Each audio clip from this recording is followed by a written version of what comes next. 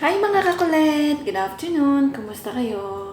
Ngayon, ang pag-uusapan natin is paano ko nagustuhan ang asawa kong Indiano. Number one, gusto ko kasi malinis siya. Malinis siya sa katawan, malinis din siya sa lahat sa mga pag-arrange ng mga damit, sa pag-arrange, paglilinis ng mga bed niya. Pero yung unang-una ko talaga nagustuhan sa kanya, kung paano niya ayusin yung bed niya. Talaga, as in, yung parang makikita mo talaga parang nasa ano yung paano nila gawin sa hotel.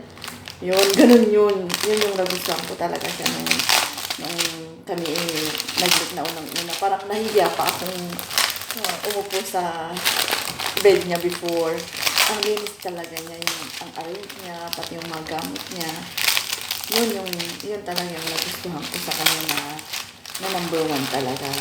Kasi that time, talaga siya yung nakita ko na lalaki na as in, nung inopen ko yung cabinet niya, ang ganda talaga ng pagkatupi lahat, segregate yung mga underwear niya, ganun. So, talagang doon ko talaga nagustuhan siya. Yung sabi ko, napawawa talaga ako kasi sa atin, parang kahit kapag magmamadali tayo, wala nang silbi yung cabinet, di ba?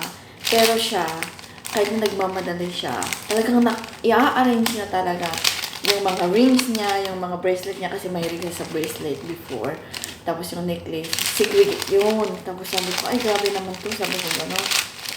So, yun yung nagustuhan ko talaga sa kanya.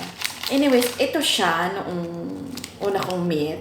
Di ba, nung una kong vlog, yung paano ko nakilala yung dyan akong asawa.